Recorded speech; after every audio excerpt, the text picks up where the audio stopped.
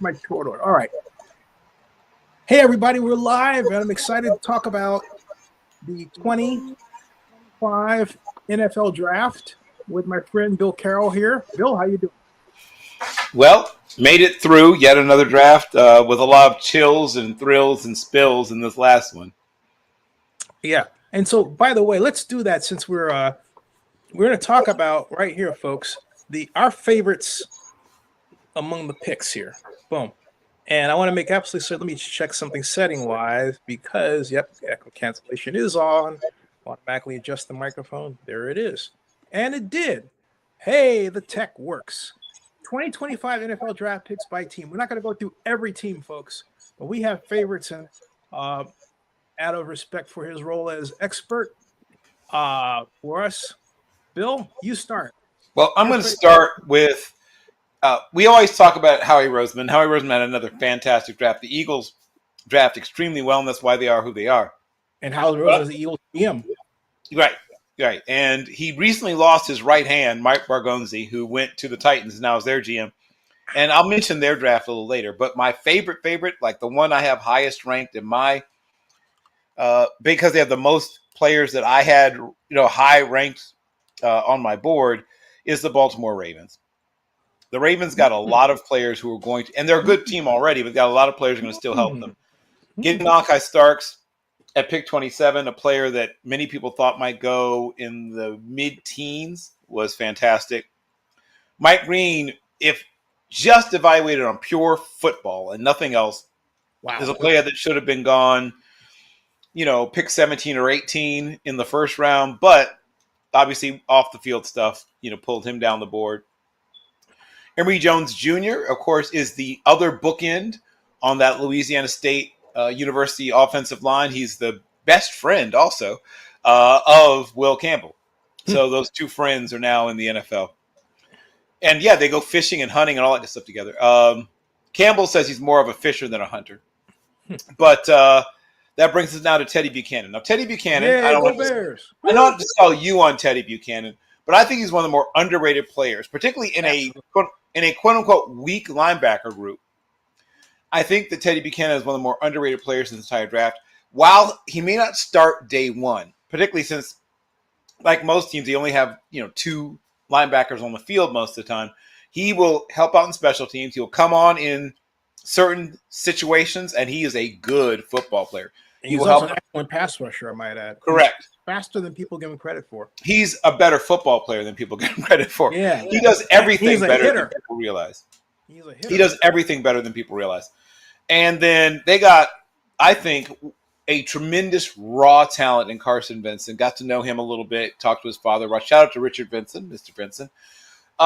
Terrific family, terrific young man. And, of course, the first and only HBCU player off the board. But he goes off at pick 141, which I think is really good value. He is a future starter, perhaps on the left side. He may start his career on the right side or may start his career even inside, though I think he's best fit as a tackle. And I think he's a left tackle. This is a crazy value pick.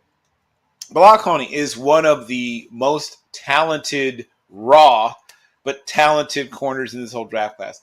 He's very similar to Antrell Roll, who was a very early draft pick. Antrell Roll he's very similar physically to Antrell Roll. And like Antrell Roll, may end up eventually transitioning to playing safety. But if you keep him at corner, you're getting a hitter, one of the best tackling corners in the whole draft class. Antrell Roll from the 2005 NFL draft. Correct. That Antrell Roll. Now, Antrell Roll, of course, came off of this, ludicrous run that Miami had in that time period of just throwing players into the first round. Yep. And so because he's at Western Michigan as opposed to Miami, he's not a first rounder. Also, he's got some things to work on technique-wise. But big, strong, fast, tackling, and he's better in coverage than people give him credit for, but there's some work to be done. Right now, more of a zone than a man guy, but he can learn. I saw him do more and more man reps at the Senior Bowl, and each rep he got better.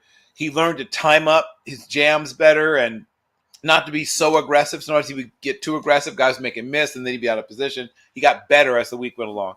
I think they have a future starter there. I don't dislike the Tyler Luke pick. They do need a kicker. I think Mr. Loop would have probably gone undrafted. That's the only sort of ding I have in their entire draft class. Then they get LeJonte Wester. Now, LeJonte Wester isn't as well known as some of the other wide receivers that share the field with him at Colorado. Mr. Horn Jr., of course, being more well known, but the more talented person is Mr. Wester. Mm-hmm. Big, fast, raw in terms of getting it out of his breaks, but that's often true of high-hipped guys with long legs, take a little longer to uncoil. Big catch radius. And to get him at pick 203. And then to finish it off, right, they get, once again, real incredible value with the last 3 picks. Aeneas Peoples. Is he undersized? Yes, but so was Aaron Charles Donald. I'm not calling him Aaron Charles Donald. I'm saying a guy with a similar frame, but super disruptive, chases things down from across the field, incredible effort player, good as a pass rusher too, as an interior pass rusher. Can occasionally get bullied in the run game, right, just because of his size. But if you use him correctly, this guy's going to give you push the pocket and give you some sacks. If he plays 40 snaps a game, right, he's going to give you 5.5, 6 sacks a season from the interior, right? That's going to play areas. Robert Longerbeam. God, man, what a draft they had. So this is a player that is not going to see the field a lot initially. He's sort of a player who's going to be stashed. He may even end up on the practice squad. But when Mr. Longerbeam, first of all, he's going to help him in special teams. But when his time comes, he's going to be well coached. I think worst case scenario, he becomes a nickelback. He might even become a starting corner, which is crazy because we're talking about pick 212. And then to bring it all home, they get Jared Dellinger at pick 243.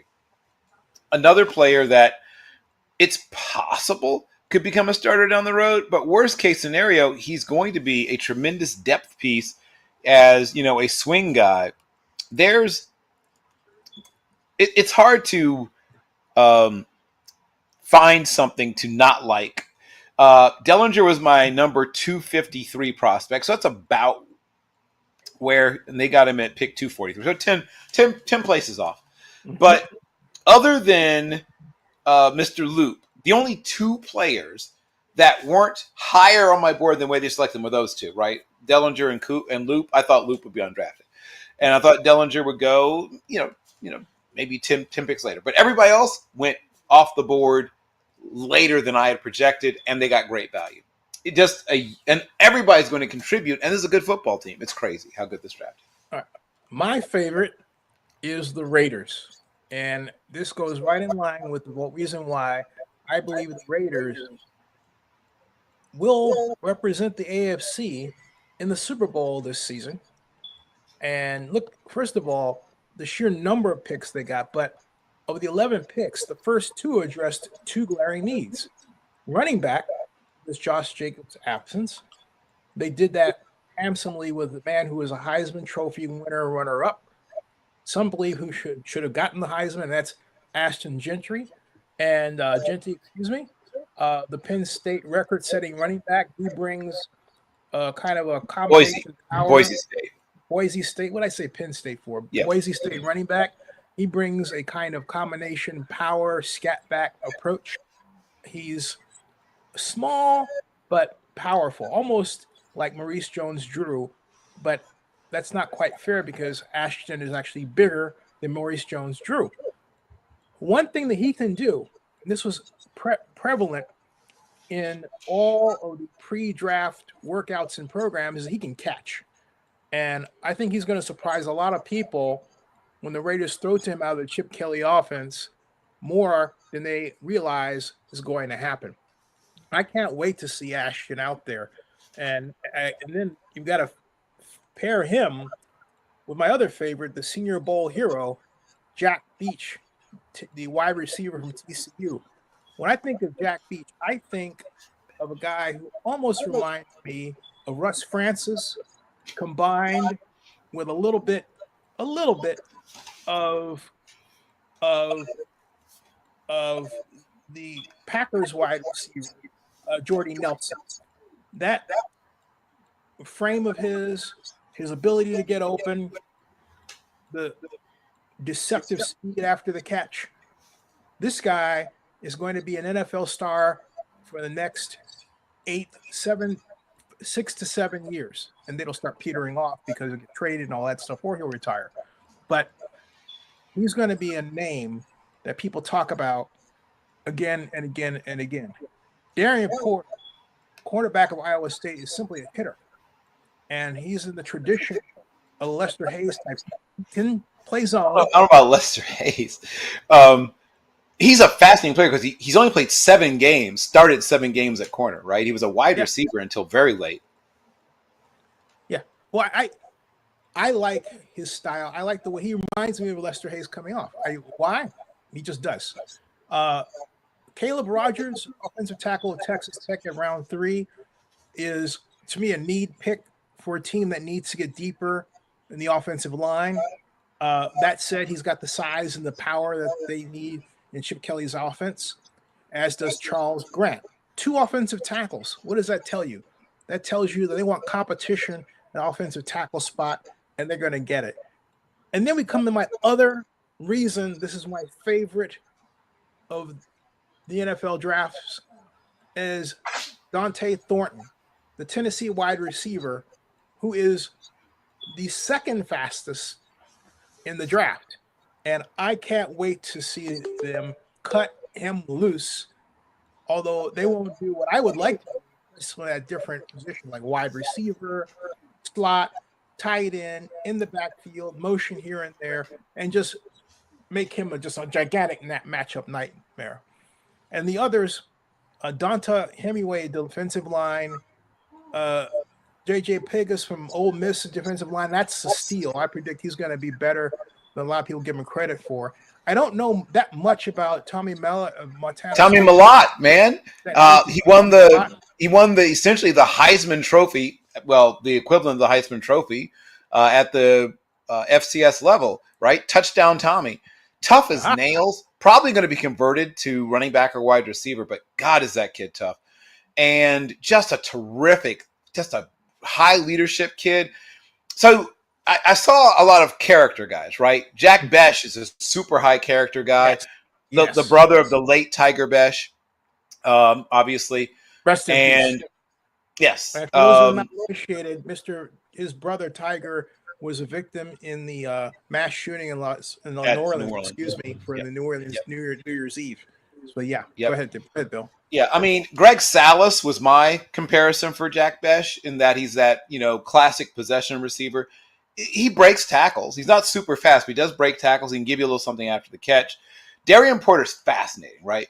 Because he's an older prospect, but still super raw, right? Mm-hmm. It's a weird combination of being older and super raw. He'll turn 25 very early in his rookie season. But because he's only played a little bit of corner, you have to sort of teach him, but there's a lot of potential there. He's big, he's fast, he's got, once again, because he's a late conversion wide receiver, tremendous ball tracking and ball skills. I don't know if he's much of a hitter. I mean, that was not something I saw a lot when I watched him on tape. Like most late conversions of wide receiver, he's more of a drag down tackler than a hitter. But that length, the big hands, the ball tracking, like he should at least get you. He should get you, pass breakups and interceptions. Because in terms of like production for games played, there's no better corner in all of the top level, like the Power 4 level of college football. He only played, like I said, started 7 games, but got his hands on the football a lot. So that's, I think, one of their best picks. I love the Pegues pick. J.J. Pegues, I know the person who brought J.J. Pegues to Ole Miss, got to know a little bit about J.J. He's going to be that. He's not just a run plugger. He's going to be that, but he also can generate some push. He's never going to have a bunch of sacks, but he's really, and they doubled up, right? I actually like him better than Tonka Hemingway. Now, Tonka Hemingway is a more athletic body. He's going to probably play some 4-eye for you. He might even kick out and play a little, 5 tech or whatever. But he doesn't have the same sort of ballast, right? That anchor that you get from J.J. Pegues. And for a guy as heavy as he is, he really gives good effort. A lot of guys who are big as J.J. wear down. Mm-hmm. He played a fair number of snaps in Ole Miss. I mean, obviously, he's the big tackle next to Walter Nolan, the quick tackle, the 3 tech. Right. God, some of his tape. Throw on the Texas A&M game, right? He has some big performances in his career on tape. Malott, like I said, I assume is a transition player to another position. I like Cam Miller though, and I like. Well, Cam Miller that might be the best gamer. steal of the bunch, right? Yeah. Worst case scenario, you're getting a long-term backup, but it would not shock me if Cam Miller, if he gets a chance to play, it wouldn't shock me if he actually shows. Even if you end up maybe using him as a trade piece later because he showed enough to some teams interested. This is a player who I think has potentially, not top level starter. But you got to ask the question. Between the two quarterbacks at the bottom, who wins that battle? Well, I don't think Tommy Mallott's going to end up playing quarterback. That's what I keep explaining. Well, you did say that. So only one of them probably plays quarterback. Now, if they let Malott play quarterback, it's probably sort of as a sort of gadgety, kind of wildcatty kind of thing. Just because we're talking about Chip Kelly, that's possible. Right. That's the point I'm making, is that Chip Kelly is just, if there is a guy who would figure out what to do with Tommy Malott, instead of just making him into a full-time receiver / running back, he may do a little bit of this, a little bit of that, a little bit of the other thing. He's about 5'11" and 3/8 or something like that. He's going to be about 201 pounds and runs well, right? So you've got a really good athlete, and it just comes down to what you decide to do with him. Cam Miller's more of a wind up. I'm going to predict right here. I think Cam Miller is going to wind up being the second string quarterback. I really believe he's going to step in that role. He's a winner. He's a gamer. He catches on quick. He's got a championship pedigree at North Dakota State. I love watching him play. I can't wait to see him in the silver and black. I'm really excited there. Yep. What do you think? And I'll just mention, of this whole group, I think maybe my favorite pick of them all is Charles Grant. Grant, right? A tremendous high school wrestler, which always is one of the things I look for in offensive and defensive linemen. Mm-hmm. And while he's a guy that had to put on weight and still has to probably put on a little bit more weight, you could see it didn't inhibit his movement skills at all.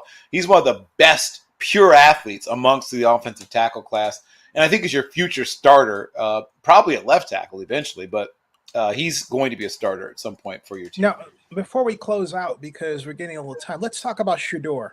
This is the first time you and I ever talk about him here.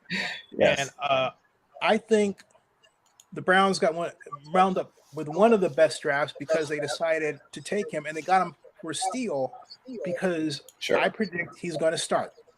I cannot see him sitting on the bench long. Your thoughts? I think that all four quarterbacks will see. If you know the Browns, you know what all four of the quarterbacks on the roster will at some point see the field, right? Now, I mean, have you watched the Browns? I mean, I don't think I'm joking when I say that. They play a lot of quarterbacks. Sometimes not intentionally. Why do you think I had NFL Sunday ticket to the Browns and Jameis Winston? That's all I watch. They're infuriating. Right. They are infuriating. The Browns are infuriating. Once again, when your own fan base nicknames your franchise the Factory of Sadness, right? They did a great job at the top of the draft, right? They got Mason Graham, Carson Schlesinger, and Quinshon Judkins. All three of those players are going to start. They got three starters right out of the box. Hey, but does it make Myles Garrett a better player? Oh, yes, it makes Myles Garrett. It would make anybody a better player. I mean, Mason Graham shifts the center of gravity of your football team. Off the charts, great person, and an off the charts, great football player. He's what we call a tent pole player, right? Now you have another person you build around. Schlesinger is one of those guys who got a lot of late heat. While I'm not as high on him as some people who had him in the first round, this is about where he should have gone, somewhere in the first 10 or so picks of the second. Judkins was my running back 3. I think he ends up being a terrific, terrific player. And I think he's a starter. Harold Fannin is going to be a move-around piece, right? He's that H-back, wing. You got to move him around, power spot. That's an exciting. Yeah, well, he's tremendously productive. He got hurt in the postseason process. He didn't have a great Senior Bowl practice week. Struggled to get open at times. Caught the ball, but just struggled getting open. Showed hands, but didn't show. He didn't handle the press well for a bigger guy. You thought a guy running 31 pounds would handle press coverage. Didn't really do well against it. Then has a average. Media, folks. Right. Then he handled that press just fine. Then he goes to and he's a good person, like a really terrific young man. I would have loved to have him in Pittsburgh, so that guy to maybe upgrade over Cam, not Cam Hayward, but his brother, Connor Hayward. Hmm? But getting back to the next pick, so Fannin is going to see the field in situations as that move, H-back, wing, whatever, power slot. You're going to see a lot Dylan of Gabriel with he and Dave Njoku. Yes, yeah, Joku and he will see the field sometime. And, of course, we know that they will, play more 12 personnel. And then Dylan Gabriel, right? As I call him, Surfing Kellen Moore. He is a, quick-minded, quick-release guy, lacks some arm strength. He's a really good touch and anticipation thrower. Actually, the two quarterbacks he took have very similar strengths and somewhat similar weaknesses in that some of the throws, some of the quote-unquote bigger arm throws, they can struggle a little bit with, but you think Dylan Gabriel? You think Shedeur struggles? I've seen him throw a 90-yard on the dot. Right, but it's how he gets it there, right? He has great touch, anticipation. He's very accurate, but he's not gunning it in there. He doesn't have a huge arm. He doesn't have a big arm. Yeah, he has an average 90 yards. 90 yards. I've seen it. I've watched every snap of Shedeur Sanders' career, literally. Yeah. Okay, I'm very aware of what he can and can't do. It's not a power arm, right? That's part of why he was available. Not a power arm throw 90 yards on a dot because he's done it.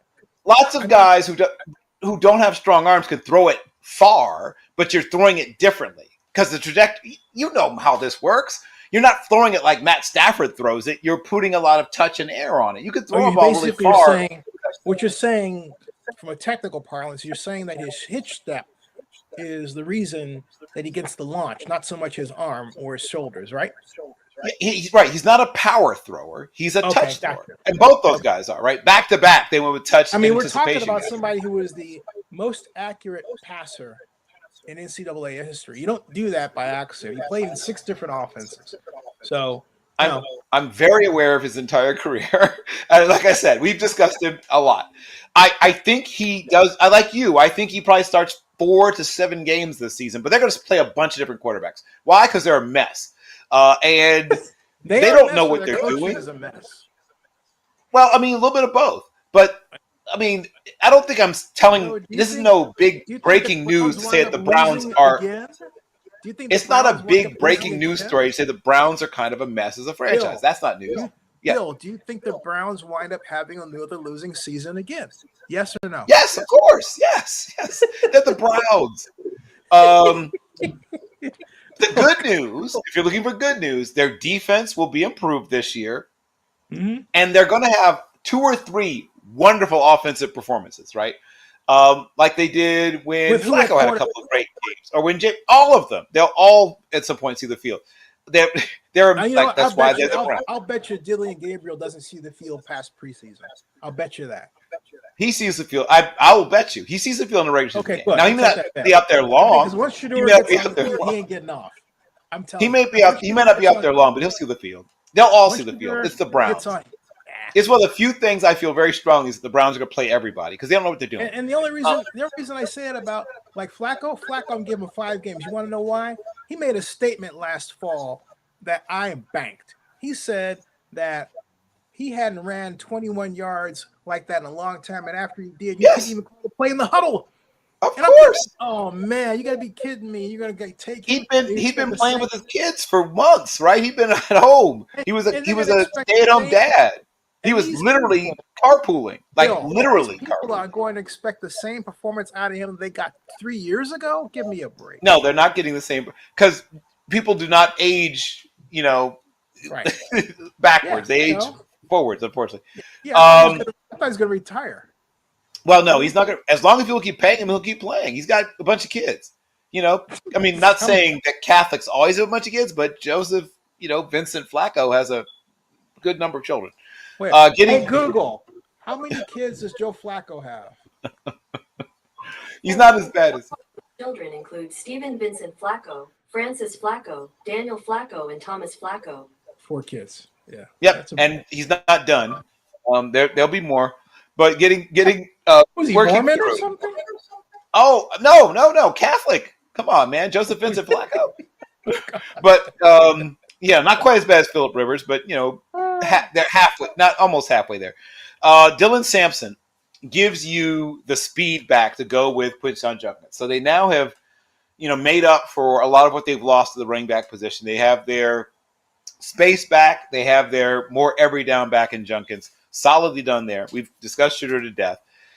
So while they didn't have any picks after pick 144, they did a good job of getting value with every single one. Once again, not quite to the level of the Ravens, who were off the charts value, but they did a good job. Or the Raiders. I thought the Raiders. Wow, I'm really impressed. I mean, some of those players will see the field early on. Some of them, I think, are just depth pieces, but that's fine. I mean, you can use depth. 1 and 2 are going to see the field immediately. Bank that. So, they probably should see the field immediately. Yeah, I mean, I don't think that's really a controversial statement.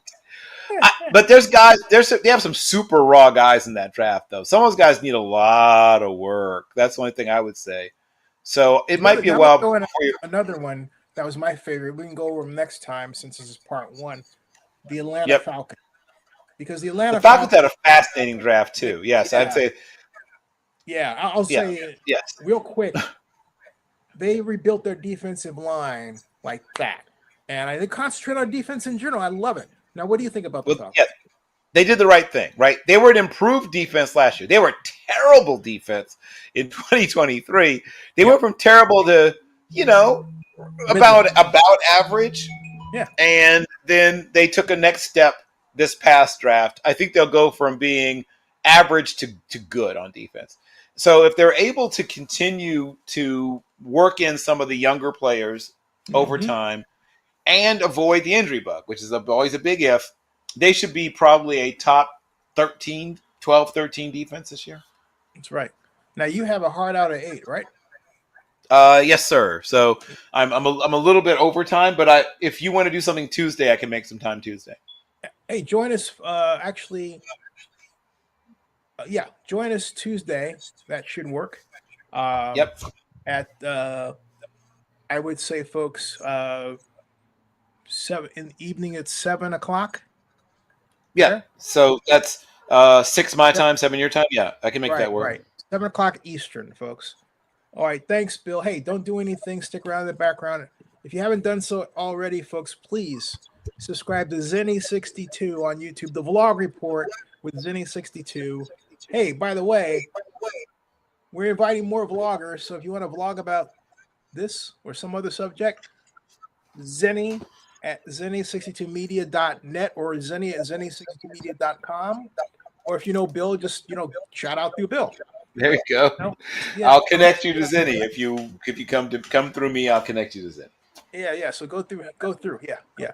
And if you're wondering where I'm at, I'm virtually at the great new, semi-new, actually really it is new, Oakland Hotel that needs all the love it can get. It really does. It's not getting quite the patron. It's called the Kissel Uptown Oakland. This is it's part of the Unbound collection by Hyatt. And really nice, okay?